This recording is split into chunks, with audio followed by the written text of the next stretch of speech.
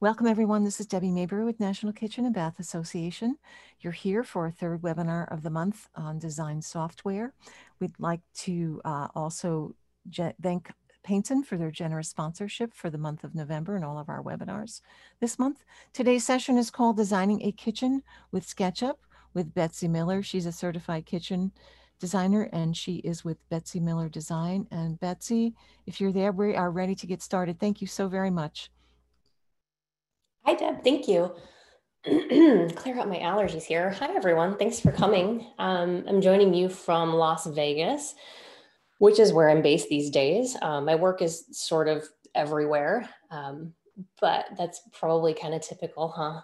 I'm an independent kitchen and bath designer.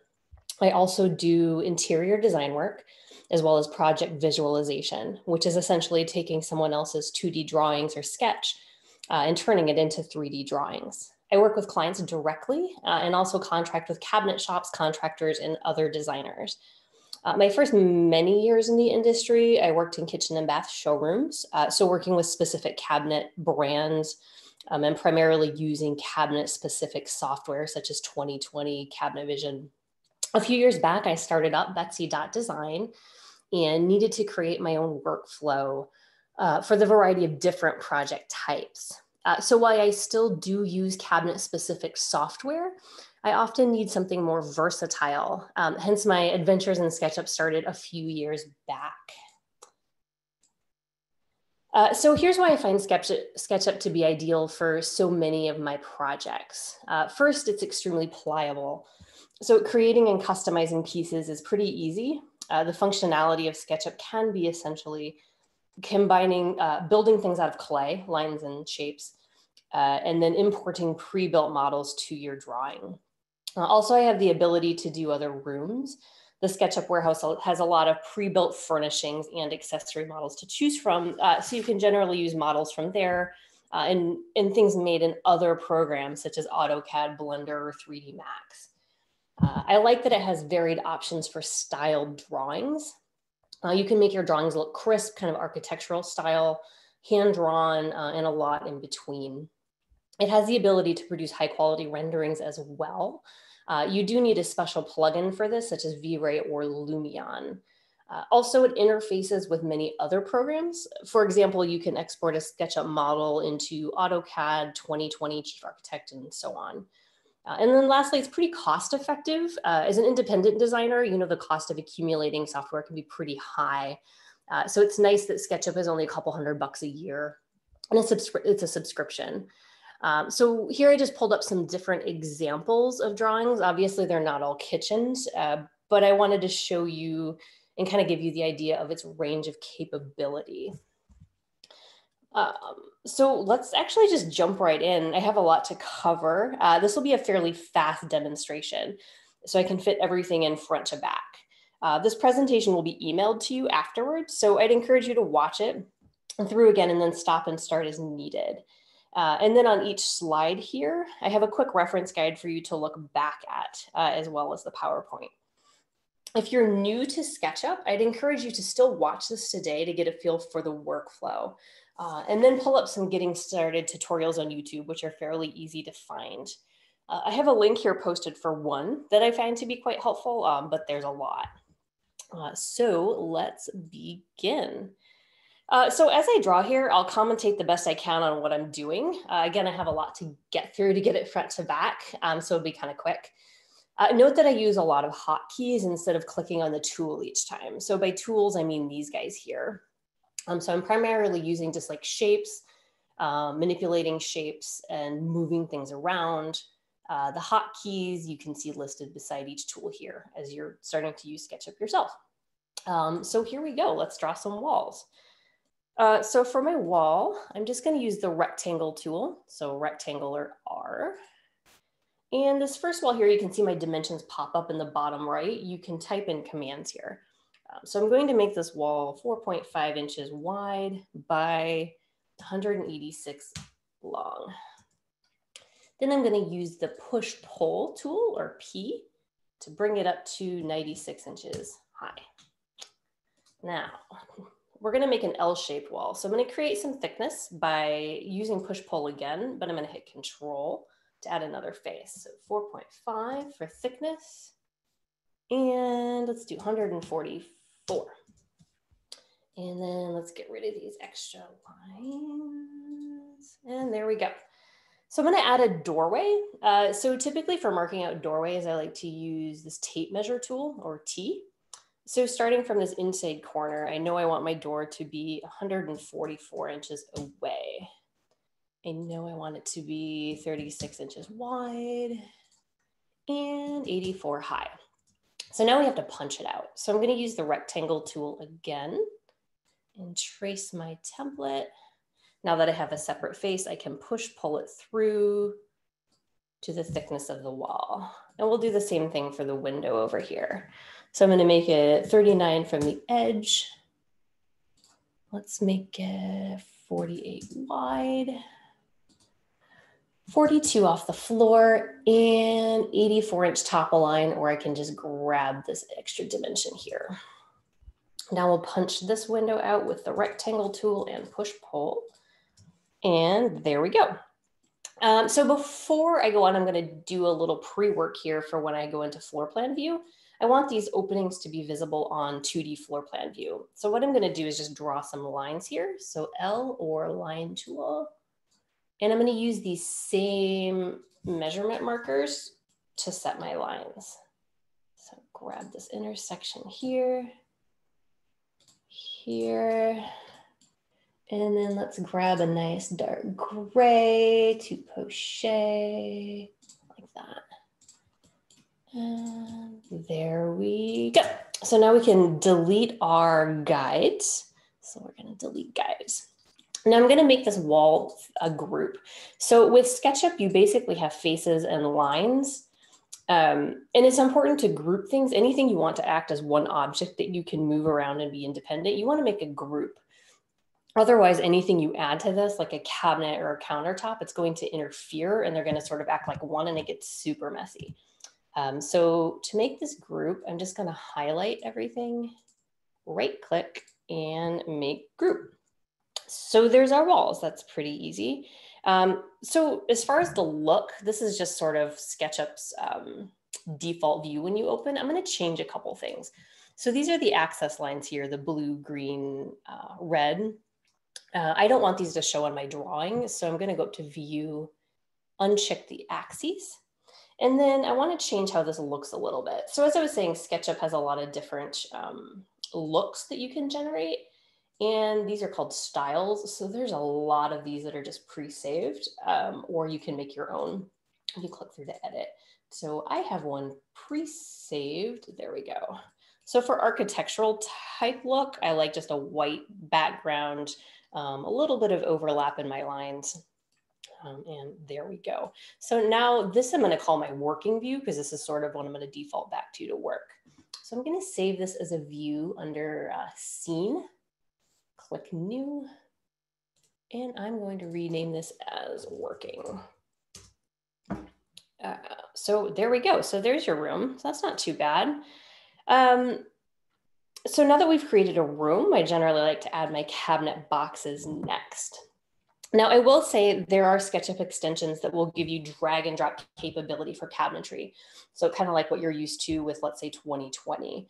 I have not found one yet that increases the speed of my workflow, and they tend to be a little pricey. So to preface that a little bit, a lot of the kitchens I tend to do these days are fairly custom. So I find myself kind of fighting against the grain when I try to use something drag and drop.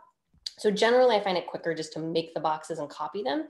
But again, if this cabinet box and door portion feels a little tedious to you, I'd encourage you to check out some of the options. So that's just, those are SketchUp extensions, things that you can add on. So also note that before I jump back in, SketchUp can import and use whatever textures you have saved on your computer. And obviously textures can be found anywhere and everywhere on the internet. You do want obviously high quality textures if you want it to look nice. I like using SketchUp Texture Club. which I've linked here. This one's actually free, or it has a free version, which I find mostly adequate. So they have high resolution, seamless textures, and it's kind of like my go-to for every texture. And so, yeah, you just download them and save them on your computer. And so once all the walls are drawn in, we can add our cabinets. So what I like to do for cabinets is generally use this tape measure tool again, like I did for the windows and doors, and tape out where I want everything. So let's look at this wall first. And so I'm going to pull up my tape measure. Let's say I know I want a 48-inch blind, 30-inch range. And again, I'm just typing these dimensions in, as you can kind of see in the bottom. 18-inch cabinet. Let's do some 1.5-inch end panels. 35.5-inch fridge opening, and 1.5-inch end panel. And since we're going to do base cabinets first, let's pull this up to 34.5. So there we have sort of a rough elevation already that we can use as a template. So I'm just going to pull out my rectangle tool again, and let's just start with this 18-inch cabinet here. So I'm just going to draw a box, P or push pull to 24 deep. And I want to give it a toe kick. So push pull up, let's do 4. And then I'm going to control push pull to give it a separate face and punch it in 3 inches for a toe kick. Delete these extra lines. And so this is basically the base cabinet that we're going to be able to copy and paste everywhere. So now we've made our base cabinet. So that's pretty easy. I want to make it a group, as I explained with the walls. So I could highlight it like I did with the walls, or I can triple left click, and make it a group. And depending on where you are in the drawing, one can be more useful than the other. So let's right click, make a group. And I'm going to give this a texture. And so SketchUp does have built-in textures. They have wood. They're kind of generic, you know, probably not something you'd want to color your cabinet. So I'm going to use one of my own. So there's a create texture icon, which just takes you to your computer. Desktop textures, and I have this oak texture here I'm going to use. It shows you a preview. And the scale, you basically want to tell it how big is this image representing. I'm going to say it's representing about a 4x4 square. Okay, so now we're going to use our paint bucket tool, or B, and that's a little better. So now that we have one, we can copy it. So let's make our base blind. So to copy, I like using the move tool, which is M. So you grab the corner that you're going to want it to dock, and I know I want it to dock in the corner. And if you hit the control button, you'll copy instead of just move. So now you can scale it to make this 48. So I'm going to hit S for scale, grab this extent, but you'll see it kind of messes with the texture, and I don't want to do that on anything with a grain. So I'm going to double click to get into the group, grab a face, push pull, and there we go. So you just do that for everything. You kind of mark out what sizes you want them to be, copy your cabinets, and you're good to go. Let's do a tall end panel, actually. I know I want the top line to be 93, but not 9,000, 93. And we'll just do a rectangle and then push pull it out to 25. Triple click to make a group, paintbrush, and there we go. Now I want to show you for the island in particular how to sort of get your footprint in place. And so I know for the case of this room, I'm going to take my tape measure. I want my island to start 67 off of this wall, which is 25 plus 42 walkway. 67 off this wall. And then the back of the island will sit 25 from the space. So now I have a point to dock to. This tape measure is an intersection. So now I can grab this, control move to copy. These little icons, when you're on the move tool, rotate, and then grab this back corner, and there we go. And now we have the start of our island. So I'm just gonna delete these dimensions for now. Okay, wall cabinets are exactly the same except without a toe kick. And let's add the height off the floor. So let's do good old fashioned 54 and draw another rectangle. push pull to 12, triple click to make a group, be your paint bucket, and there we go. And so we just copy these in the same way. So then after we draw all of the cabinet boxes, this is where we land. And no, we'll do the doors afterwards, but I like getting all the boxes in first.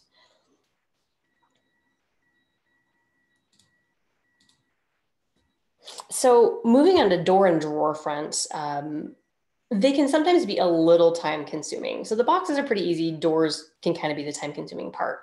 Luckily, these days I tend to do a lot of slab doors. Yay, those are easy. Shaker doors are pretty easy too. Any projects that take like a highly custom raised panel door takes a bit of extra time, but I can kind of make it whatever I want. So that's nice. Again, there's some cabinet plugins that will also give you cabinet doors if you prefer to automate this process a bit more. Again, you do wind up sacrificing some ability to customize finding what you're looking for in a drag and drop. Sometimes it can be about as much time making it from scratch. So anyway, moving on to making doors. So before I start making doors, now we can see there's an island in my way. So that can be a little bit trying to get to individual cabinet boxes. So what I want to do is create these new views where the island is essentially out of the way. And this can work too if you have walls on the way. So I'm going to quickly show you how I did that. It's a tool called section plane. You just latch on, that's fine. Latch on to the plane you want to section off. And then you use the move tool to move it. Go back up to view, unview the section planes, and there we go. And then we can save this new scene or view and call it range wall. And there we go. So now that we can see what we're doing, let's draw a door. So I'm going to start with this wall cabinet up here. So again, rectangle tool saves the day. Draw a rectangle, push pull out to your thickness. I like using 7/8 because it represents the door bumper. So for doing slab doors, you can just triple click here, make it a group, and then give it a finish. So with the paint bucket, there's two ways to get the finish you want. You can find it, everything in your model is listed here, and it's pretty easy in this case because we don't have many. But if there's a lot of them, you can alt click with the paint bucket and it will match whatever's in your drawing. So there we go.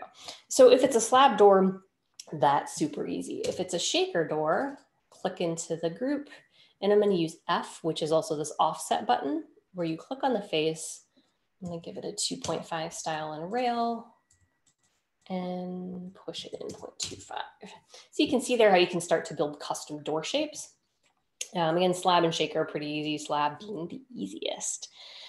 So we'll just stick with the shaker for now. And so you can copy these. So as long as the other drawer sizes are very close in size, copying is no problem. So I'm going to use my control move to copy it. I'm going to do 2, and then I'm going to hit ×2 for a nifty shortcut. And I'll show you here, if you select all 3 with the scale tool, so this works, but you will see now that it's scaled everything proportionally, the stiles are skinnier than the rails. So if something's close in size, that's not a big deal. In this case, if I was in a hurry and it was just a quick visualization thing, I'd leave it. If I wanted it to look a little nicer, I would just take the time and make a new door. So let's just do that. I'm going to take the tape measure and I'll show you a shortcut while I'm doing it. I'm going to copy this tape measure, hit divided by 3 to section that off evenly, and then you just draw a door in the same way you did over here, which is pretty easy.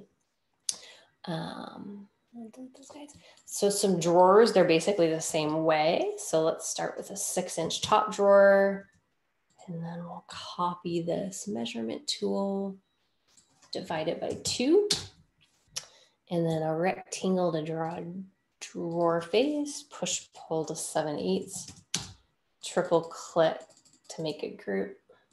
And I've saved a horizontal version of the same texture already in the design, so we're going to use that. And then the drawers below. So in your push pull, you can type in the dimension push pull every time, or you can tag it to another face like that, and it will match that. So then we just use our offset 2.25, push into 0.25, triple click, make group. And then there we go. So for simple visualization stuff, this is already pretty good. Now, obviously the wood grain's not going to travel through a drawer door face like this where it's just matching. So if you want to nitpick a little bit more, which I tend to do, you can go back into it and separate the faces with lines.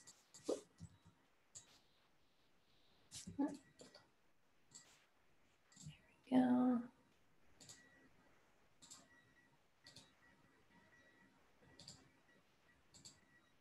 So now you have separate faces. So I could texture match, well, grab this vertical here, change these to vertical, and there you go. So a couple extra seconds and already it looks a little bit more realistic. So for this design, I was actually able to copy quite a few of the door and drawer faces because they were similar sizes. So it didn't take super long. And then we wound up here.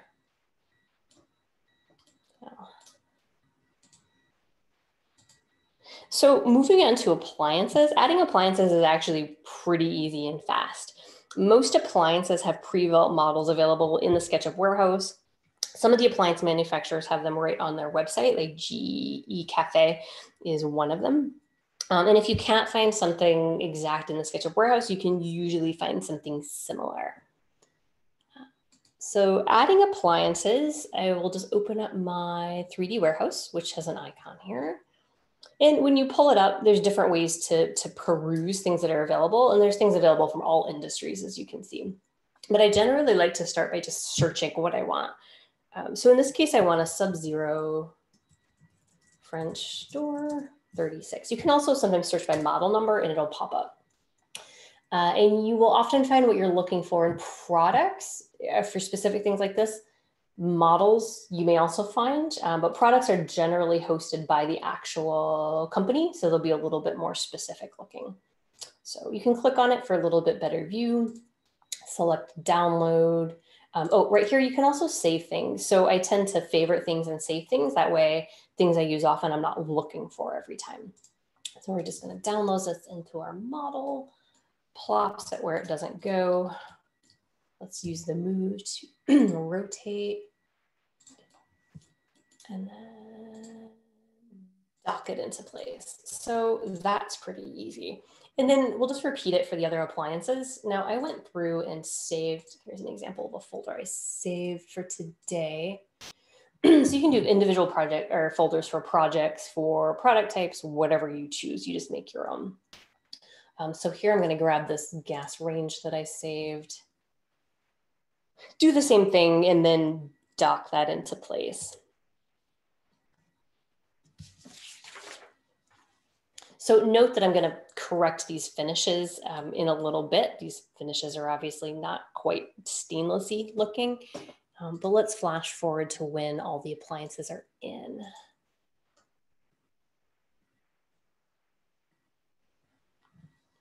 There we go. So before we start moving on to the next section, I do want to show you how to coordinate these finishes on appliances. So appliances are often grouped in such a way where you can't just apply a texture with one click. So let's say I want to make them all this color. It doesn't work because of the way they're grouped. There are a bunch of little groups within groups within groups. So I like to use a free extension for this called Material Replacer, which I'll show you in a second. But before I do that, let's add a stainless texture. So I have one saved called Polished Stainless. I'm going to say this square represents a 4-foot by 84-inch section. And to use it as a replacement for other things in my design, I have to get it into the design. So I'm just going to plunk it on a little rectangle here for now, just to get it in the design. And then we'll go up to tools. So again, this is a free plugin. You would just find this in the extension warehouse. Plugin and extension are the same words if you're wondering. So the extension warehouse, you would just search Material Replacer. It is free and makes your life super easy. So for the refrigerator, let's say I want to replace this material with this material. I want to replace this material with this material, this material, this material. and so on. So once it's in there, you can just delete it, and that's so much easier than clicking into the group each time and trying to paint bucket each thing. It saves a lot of time. So there we go. So now that we have added all the appliances and the cabinets and the cabinet doors, let's add the countertop, backsplash, and molding. And so for the countertop, let's start at the sink base. So notice when I made this cabinet, I hollowed out the sink base because I need to drop a sink in. And basically, I just did this with the offset tool and the push-pull, just to give it some space inside so I could drop a sink into it. So again, we'll start with our rectangle tool, as most things are rectangles in a kitchen, are they not? And then before I go push pulling up the thickness, I want to cut out this sink base while it's still easy to see. So I'm going to take my rectangle tool, cut it out, delete that separate face, and then just grab this and push pull up to, let's say, 3 centimeters. So 1.25. And then all we have to do is push pull the other edges into place. And I'm going to control click to make it actual seam. Actually, I want that here. Control push pull, grab this face. There we go. And this is a good example of where triple clicking is a better way to group. If you were to try to group like this, you wind up with a bunch of other stuff. The triple click will just grab everything that's still loose, that's not in a group yet. So we're going to come back once we get the sink that we want to use and adjust this cutout. But for now, let's just leave it. So we're going to make a group. And then let's do the island next. So rectangle again. Push pull. Now here's a little something you run into every once in a while when you try to grab a flat surface that doesn't have any thickness. Something else gets in the way, like, oh, I can't grab that. You can right click, hide any little thing that's in your way, and it doesn't delete it, it just gets it out of the way. Let's push pull up to 1.25.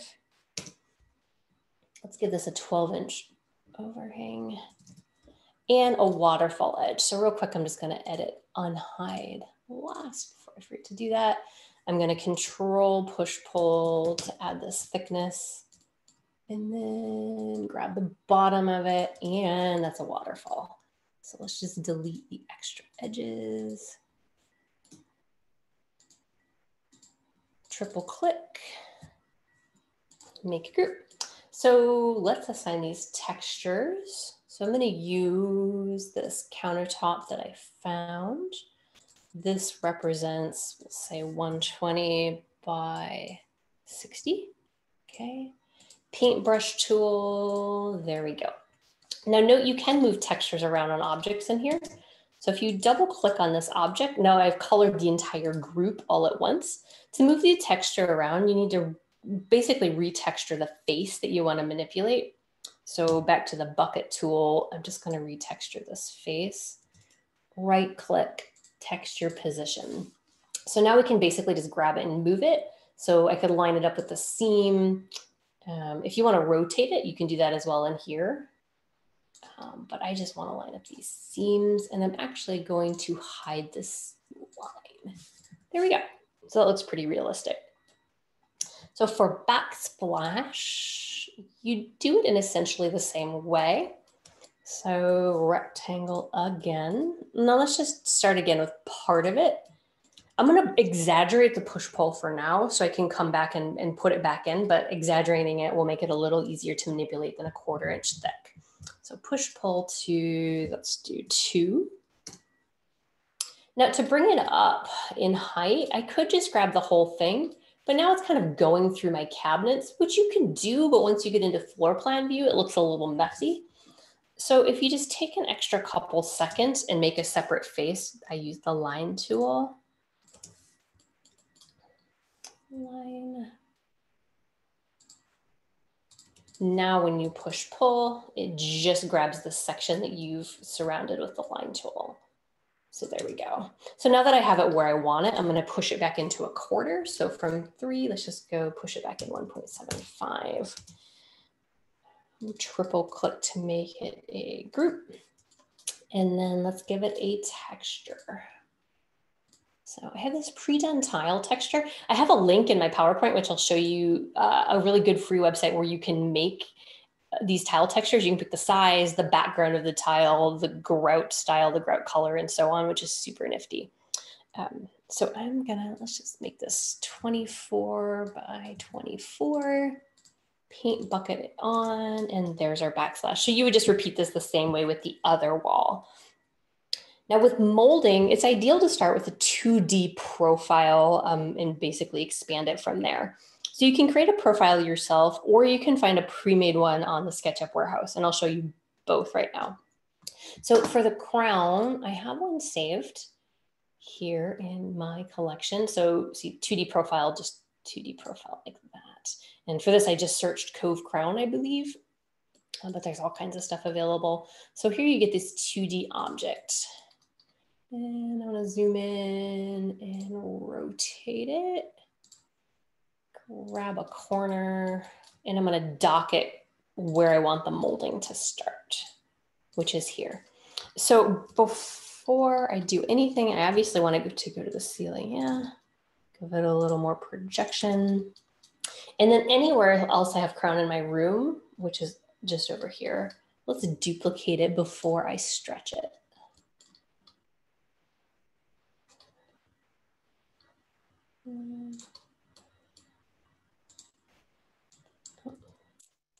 There we go. Okay. So then what I want to do next is draw the path where the molding is going. So that's my line tool. So I'm going to draw a path. So path, and you can see it clicks to the points. There we go. So you can go back through. Now we want to select the whole path at once. So you can control and click on each one, which can be a little bit precarious because oops, if you click on the wrong thing, now you have to redo it. Or you can use our handy triple click function, which will grab everything that's loose, that's not in a group. That's what I usually do. The caveat with that is that we're going to be using this face. Oh, actually, let me back up one step, pretend I didn't just say that. So we're going to right click on this and explode, which means I'm making it not a group. Whoops. There we go. I want this thing in particular. Okay, we got it. So this face is what I'm interested in. So now you triple click on everything, which grabs everything that's not a group. But the caveat, I don't want this face because I'm going to need that. So you can shift click to deselect that. And now I just have my path, which is perfect. So now we grab our follow me tool, which is just a tool up here. And then you go to follow me. And the reason we needed that face unselected is because now we need to click on it. And so there's our crown. We want to make it a group. So triple click, right click. I want to paint bucket, alt sample this horizontal, and there we go. So you would just repeat the same step there, and same thing for casing or under cabinet molding, you'd find or make the profile that you want and just repeat the same steps. For toe kick, I generally just used a rectangle because that's what it is. So let's do one for the island. So here I'm just going to draw a rectangle, and we'll just make it 3/4 inches thick like I did this wainscot panel. So draw a rectangle. I'm just going to leave it as an ungrouped item for the same reason that we need the face. So we'll create a path we want it to travel. So that's the line tool. Line, triple click, shift to deselect the face so we can use that tool, follow me, grab the face, triple click, make group, and that's that. So once everything is drawn, here we are. So basically I just drew some more crown, I added some under cabinet molding, filled in the toe kick everywhere, and so on. So back up one.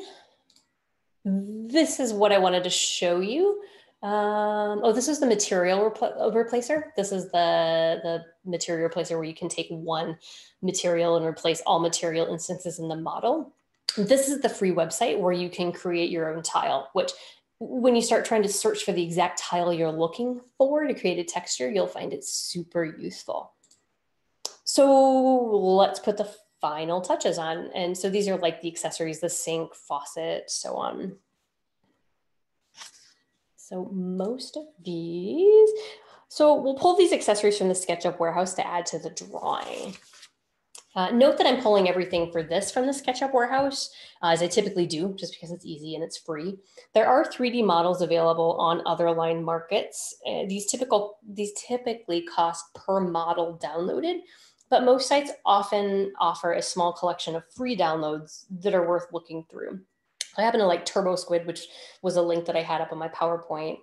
They have free and paid. And sometimes you're just looking for that one particular model, then it's just totally worth paying for and having in your collection. So for accessories, I have all the accessories saved already to save time in my folder here. And let's start with the sink. So like I said, a lot of manufacturers have their stuff saved in here. This is a Kohler sink. You could search it by model number, or you could search it by name. What I'm going to use. And so here's what I was talking about adjusting the countertop a little bit later once we get the sink in. So to dock the sink, I'm just going to kind of use a series of maneuvers here. It's an undermount, so let's dock it. It can be a little finicky. There we go. So we're docking it as an undermount, and then you can kind of look at it overhead. For 3D visualization stuff, eyeballing it is generally pretty good. So that looks like a pretty good position for the sink. Now let's double click the countertop group and push pull it to where it needs to go.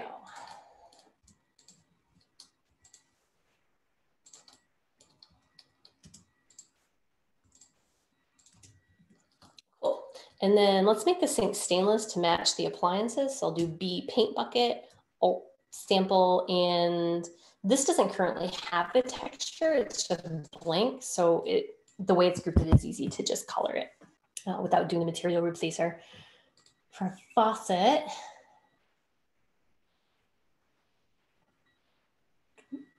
we have, oh goodness, that's new. Wow. Luckily, through the magic of TV, we have these already drawn.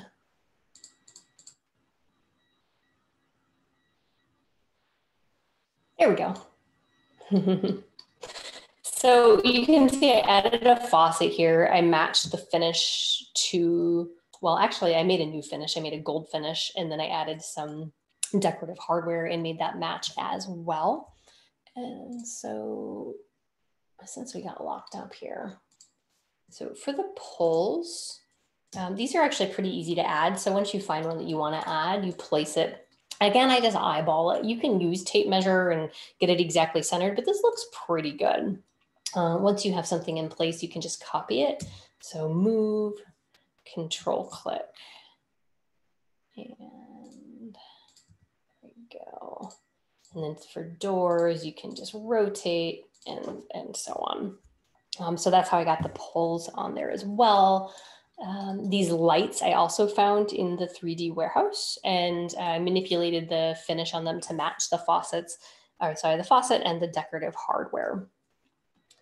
The other thing I just added was a ceiling and floor. So these are just squares as well. Let me delete this and show you. So another actually rectangle, push pull some, let's get it at 0.25, triple click.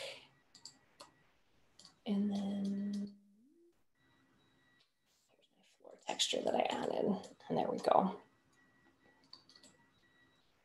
Okay, so once we're there, the only thing really left after you get everything in, oh, and backing up a little bit, all these accessories I just found on the warehouse. So I just typed in like plate rack, spoon jar, plants, and there's just all kinds of stuff out there. And again, once you find stuff you like, I highly recommend saving it because you tend to just sort of use it over and over.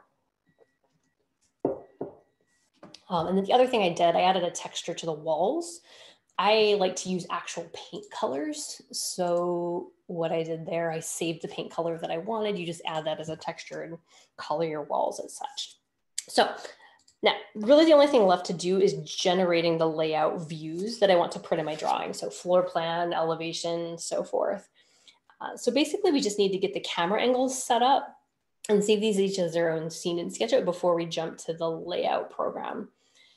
So I'm going to start with my floor plan view.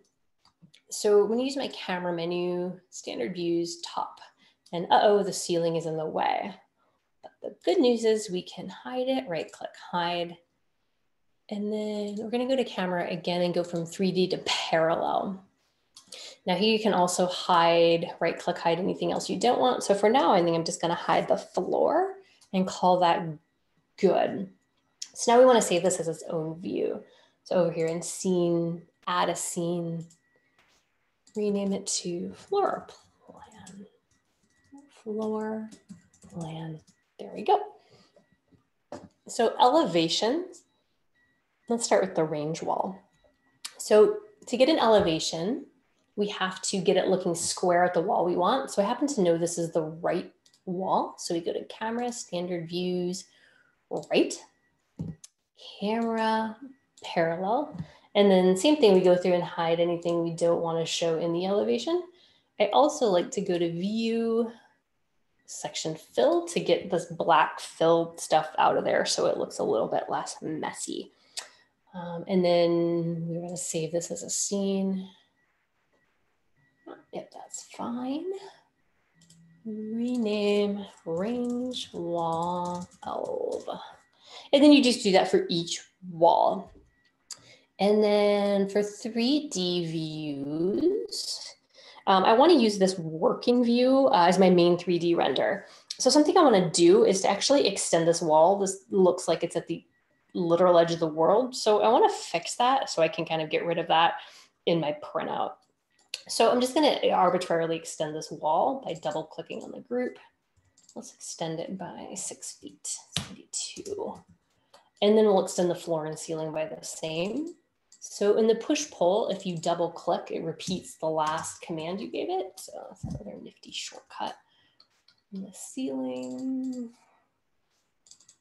And there we go. So now when I go back to working view, it doesn't look like we're going to fall into a pet walking out of our kitchen.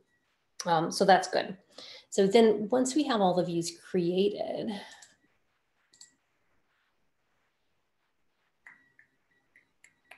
we have an elevation for each wall.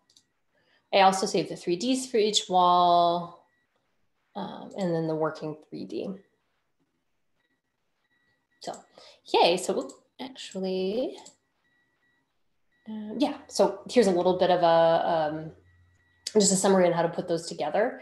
And we just need to do that before we move on to layout view. Layout is SketchUp's program for managing viewports, essentially, if you're used to working with AutoCAD or something similar. So it's a separate program, but it comes with SketchUp. So once those views are saved, we're going to move on to layout and just import that and basically auto-generate our drawings. So if you haven't used SketchUp Layout yet, I'm not going to get into the nitty gritty of like how to use it and get started in it, but good old YouTube has some good getting started videos. I have a couple posted here. The first one is how to just get started, how to move around in it. And then the second one is how to create a title block, and so, which is obviously important. So let's move on. Here we go. So I have a title block already made. I just made a super simple one. You can put a ton more information in here, but again, just wanted to do something simple to get us started. So we just have to import our drawings into layout to tell it which drawing file we're using. So file, insert, desktop, SketchUp files, and then you just select the file you're working with.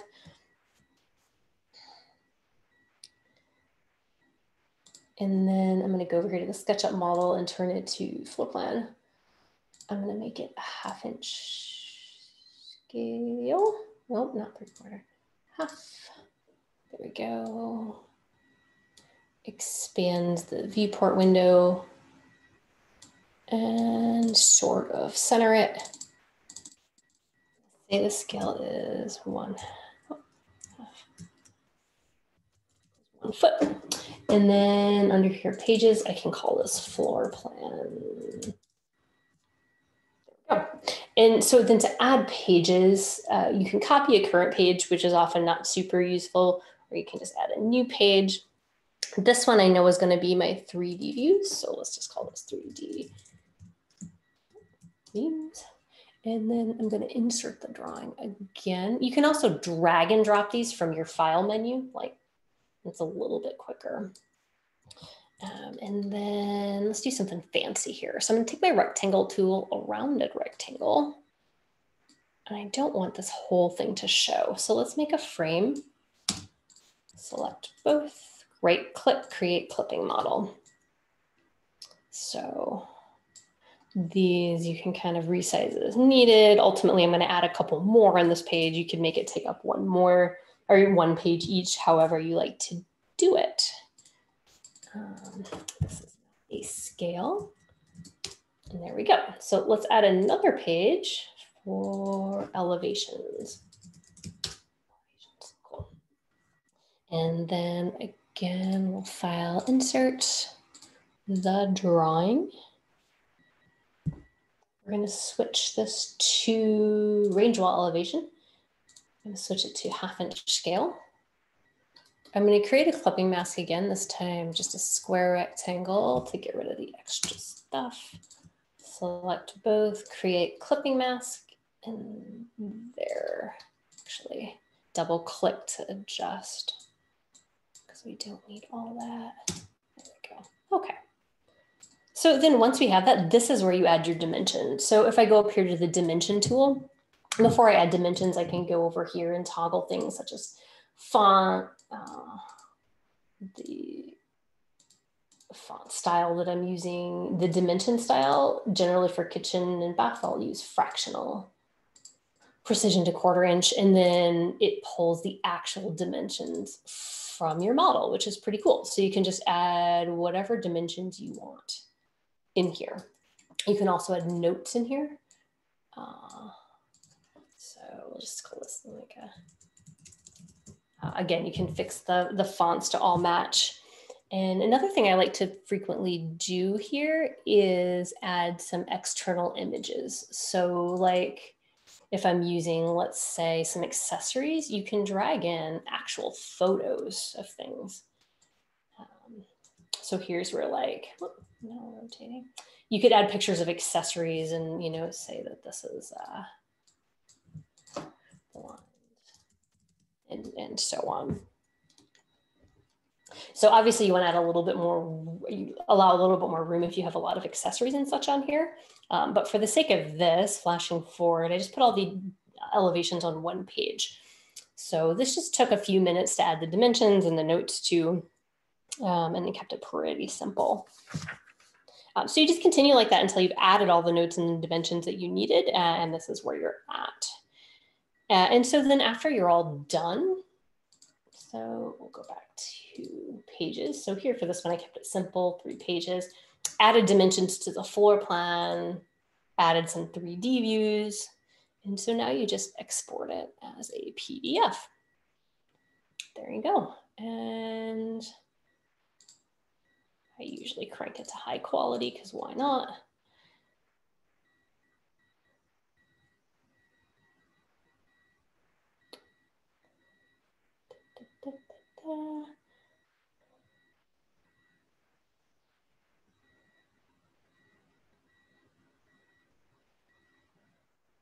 And while everything loads,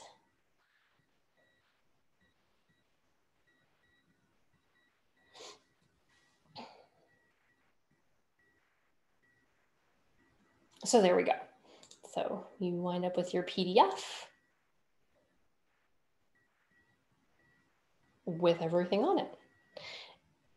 And so I want to just show you one step beyond. If you were to run this through a rendering engine. So In this case, I use VRite. So this is something I didn't cover at all. This is a separate plugin, like I mentioned at the beginning. But just to show you, this is an option. Once you get through with your 3D model, this is one more plugin that you can add, toggle a few options, and you can have like a photorealistic look. In many cases, I don't generate renderings like this, but it's nice to have the capability to do it when I need it.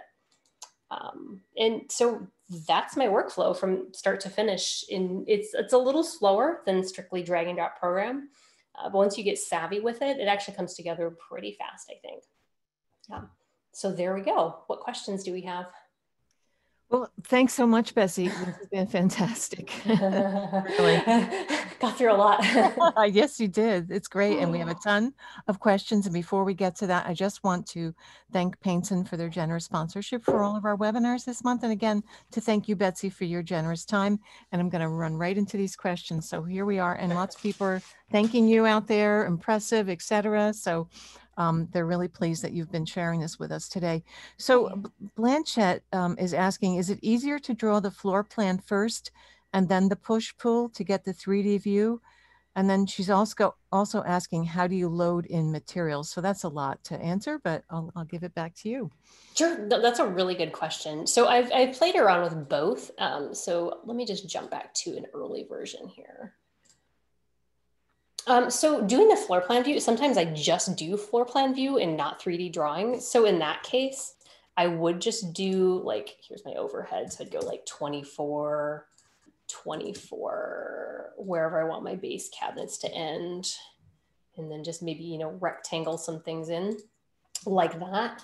And then when you go to camera, top, camera, parallel projection, obviously that's what you're looking for in a floor plan.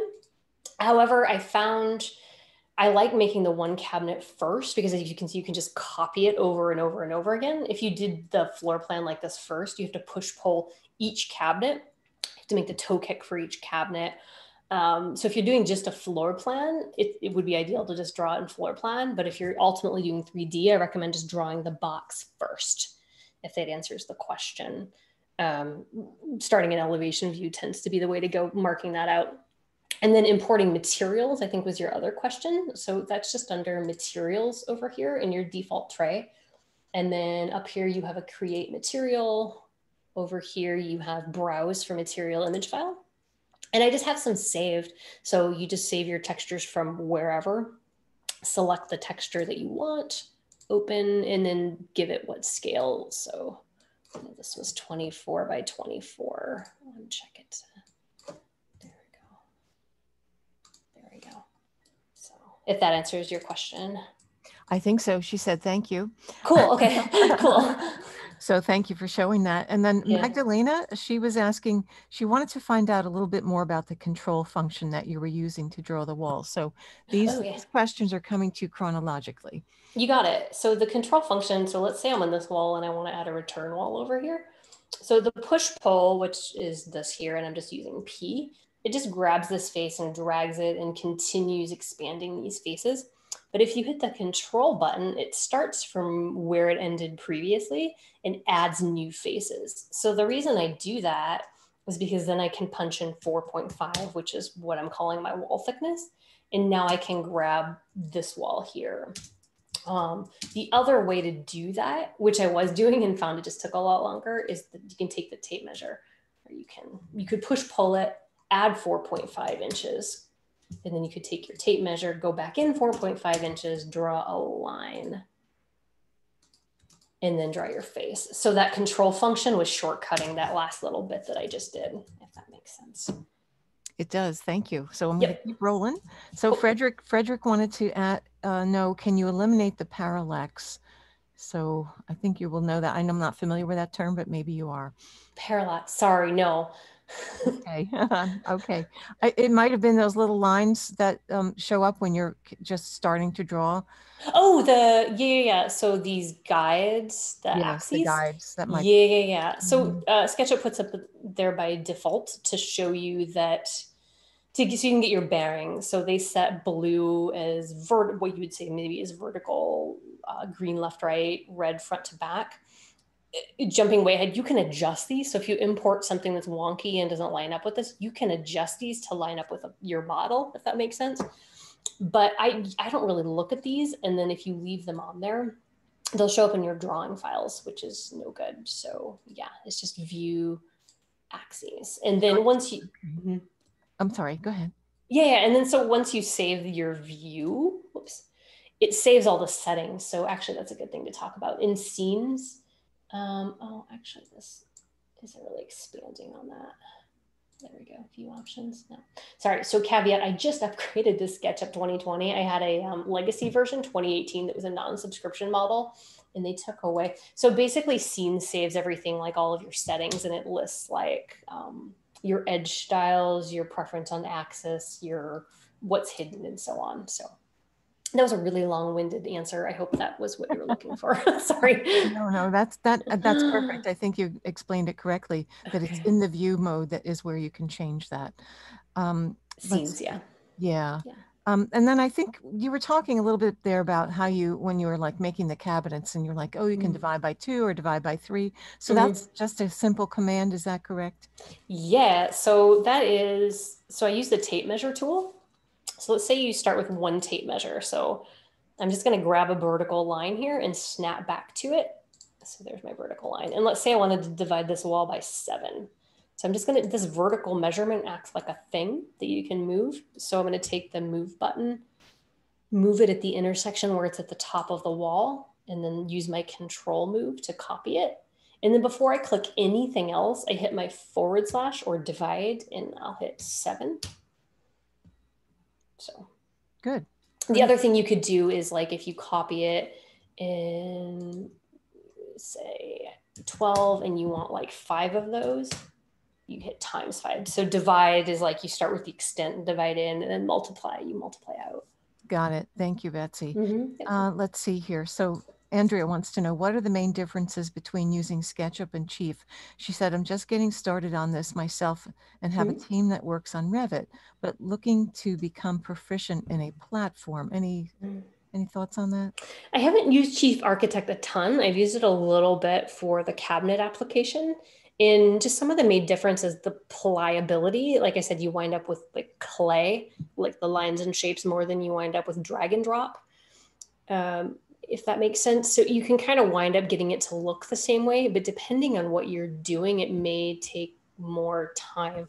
So if you're doing more interior design stuff, more custom stuff, more wanting to build shapes and custom moldings, furniture, I don't know how Chief is with furniture, but like the SketchUp warehouse and then like Turbo Squid, like one of the things I mentioned, has a ton of just like furniture models. Like sometimes you can just find the restoration hardware or whatever sofa that you're trying to plant. And then Chief Architect is a little bit more, precision-y and fast if you're just trying to like drop in cabinets and walls and stuff like that. So I mean, that's the trade-off, is the flexibility. You have more models and stuff available in SketchUp. The other thing with Chief Architect, you can import SketchUp models. So if you become proficient in both, you could essentially build something in SketchUp and plunk it in Chief Architect. Great. And then I just wanted to give an update from Frederick. He said parallax is the convergence in 3D. Eliminating it makes all verticals parallel. So there we have it. Thank you. Okay. All right. Let's see. Thank you for that answer. Wow, we have so many questions here. Elaine is asking, how do you deal with an undermount sink that is not rectangular? Oh, that's a really good question. So let's go to, where are we? Let's see. Where do we want to start here? Let's start here. Okay. So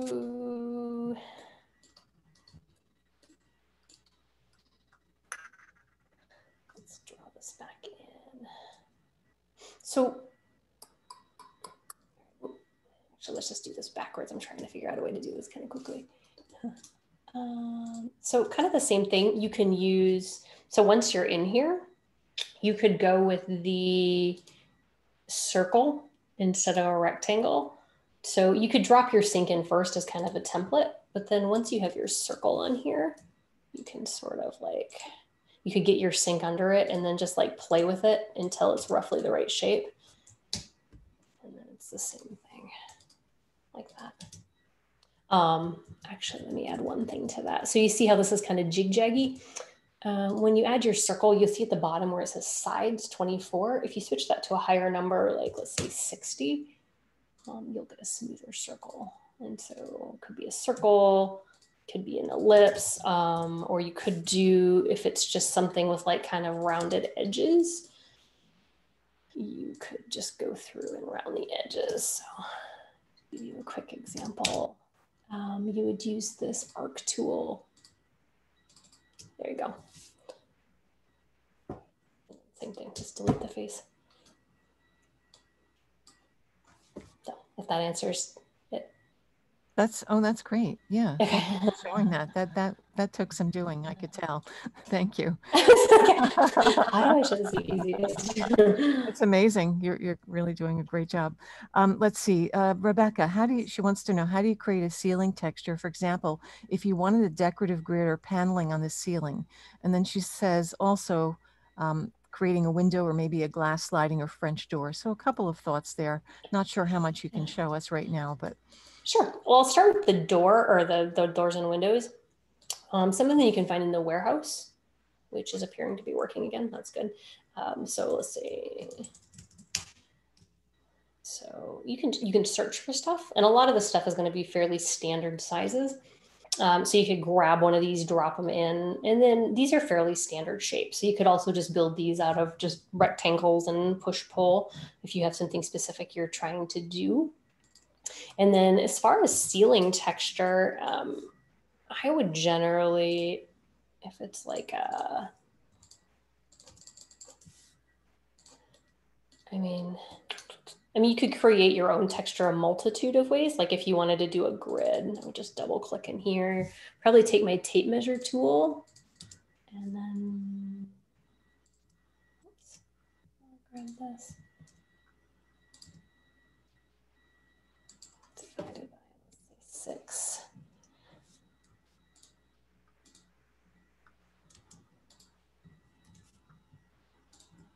And, kind of do a series of that, however you wanted it divided, and then draw squares if you wanted to do something like super custom. Otherwise, I would just go and find, like if it's, I would just find like an image of the panel, like just search, ceiling panel or tin punch or whatever you're doing, and just make this a texture. So let's see if I have a good example. And someone's asking, can you create vaulted ceilings just by dividing the ceiling in half and pulling it up? So that's an interesting question. Yeah, so what I typically do for vaulted ceilings actually is, let's start with the wall. I'm going to find, let's say this one's just vaulted in the center. Let's find the midpoint. Where's my midpoint? There it is. Yeah, okay. And then let's say it vaults 48 inches. Oops. 48 inches. And then I'm just going to take a line and basically add a triangle to the face. So this is where I was saying like why you want to group stuff, because now you can see like these faces are interacting, and then you can just push pull this through and then delete the line like that. And then, so that's your wall.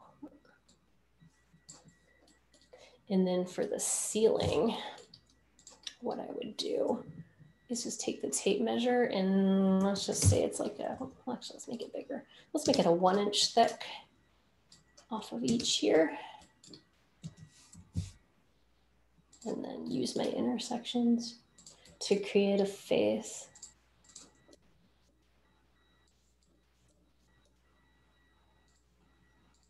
So now I have a face, so I can push pull that, make that its own. So that's how I make vaulted ceilings. That's great. Amazing. Thank you for doing that on the fly. That's great. Sure, yeah, no problem. And again, there's like a lot of ways to do any one thing, which is kind of what inspired me to put this together, because like trying to figure out how to do a workflow, you're dividing off into a million different directions, and I do it this way and I do it this way. Right, exactly. Somebody just tell me how to do it. So the question here from Serena, and I'm not sure, have you worked with SketchUp layout? Is this what you're doing right now, Betsy? Yes, this is SketchUp layout here. Okay, perfect. Yep. Mm-hmm. And then Adele, she's saying, I use Chief Architect and familiar with 3D Warehouse to import symbols. When I can't find a similar symbol, which happens a lot with light fixtures, she says I try to create it sometimes in Chief. But I think SketchUp might be easier. Can you talk just a little bit about creating symbols in SketchUp? She said she Uh, hasn't been able to figure it out. I can. Do What you I have time? typically, We don't no, have, I do. you're No, okay. what I typically do though, I like doing them in layout. So you could do it two ways. You could create a separate SketchUp view where you're putting all these symbols on, but it tends to get a little bit messy. So what I'll typically do is just create like a black and white version of like my electrical plan. I'll just make a black and white version of my floor plan, but I'll just leave it color for now. And then you can do a lot of these same shapes in layout. So like for a pendant light, I'll just make a circle and then throw some lines in there. For just super simple stuff like that. And then you can make it a group. So that's typically what I do. Is I Beautiful. just make the symbols in here. The other thing you can do is I'll just show you real quick. Whoops. Symbols. You can also save stuff. So if you save stuff like as a PNG, which has transparency, you can, this is not especially high resolution, but if you find stuff on the internet, or How I about, just can, oh, excuse me. Adele's asking about 3D symbols. Anything that you can help on that with? 3D symbols, Mm-hmm. I do them in floor plan view. Okay. Yeah. Okay. Yeah. It might be a further discussion between the two of you, perhaps. Yeah. Email me about that so I can understand a little bit more what you're looking for and I might be able to answer that. Okay. And then Yeah. we've got a lot of folks asking about, particularly, there's like two students here. One of them is asking, is it worth learning expensive programs such as AutoCAD, Revit 2020? Or can you attest that, and I'm not sure if you want to go this far, but can you attest that learning SketchUp is the best? She said, I didn't know that SketchUp files can be brought into AutoCAD, and she's trying to figure out, the best, maybe one of the better types of software design tools to use. Sure. Student Yeah, it depends on what and you're trying to doing. transition into the workplace. Right. So if you're working with specific cabinet brands and you're also trying to price it and sell it, things like 2020 or Chief are great because you just drop them in. It prices it. They're already the right size. They have the right attributes, the right modifications, and you can typically just order it right out of there. And then you don't have to like look back and forth to a spec book or anything to figure out like how to build each cabinet. For my purposes as an independent designer, I'm hardly ever designing a kitchen for a specific line, or if I am, it's for custom cabinets, so they don't necessarily have a catalog. So for that, I consider something like this far superior because I don't have the restraints imposed as far as like drag and drop, what I can and can't do.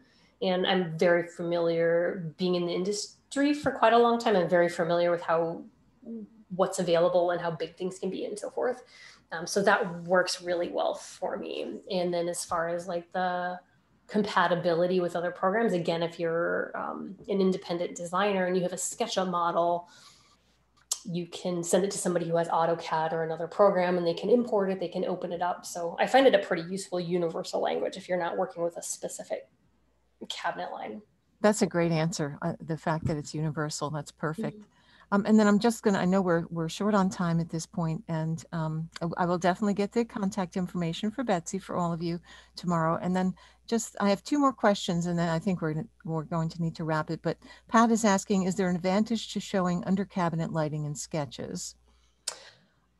So when I go to rendering mode, yes. So you can see here I added a little bit, and this is in my V-Ray extension or plugin where it's adding actual light. But as far as just in doing the non-rendered version, they don't show up. So no, not really. Where I would add it, like in an electrical diagram, would be in my layout view. I would, maybe add the symbols under here. Okay. Good to know. And then just one last question. Unfortunately, I haven't been able to get to all of them, but Richard was asking, how long did it take you to master this program, would you say? I've been doing this for about 2 years on this program. So I used 2020 for I think 10 or 11 years. Then I was in Cabinet Vision slash AutoCAD. And then this has been about 2 years. So this is where Okay. I'm And at. then And that as a part of that from someone else. So what would you say is the best way to learn this? I mean, just by using the free information that's out there? yes. So the couple of links I provided going backward, actually, before I go back, you mentioned getting my contact info.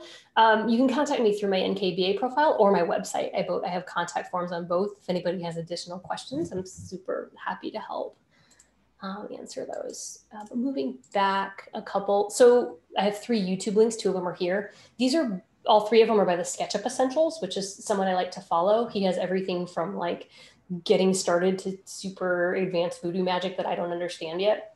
And so I tend to find it helpful to follow one person. There's a few of them out there. That way you're kind of just learning one chain of how to do it. And I would suggest using a combination. First, go to like getting started, get familiar with the tools like the push pull, the rectangle, the navigating around, and so forth. And then I hope you'll find like what I have put together useful is just like a workflow to kind of figure out like a way to do everything front to back. And then maybe jump back into some more advanced videos on like how to make things easier, different ways to do things. That's great. Betsy, this has been fantastic. And I want to thank all of you out there for being with us today. And once again, thank Painton for their generous sponsorship for all of our webinars this month. Again, Betsy, you've been great. And thanks for answering all these questions. Of course, yeah. Have a wonderful day, everyone. All right. Thanks, everyone.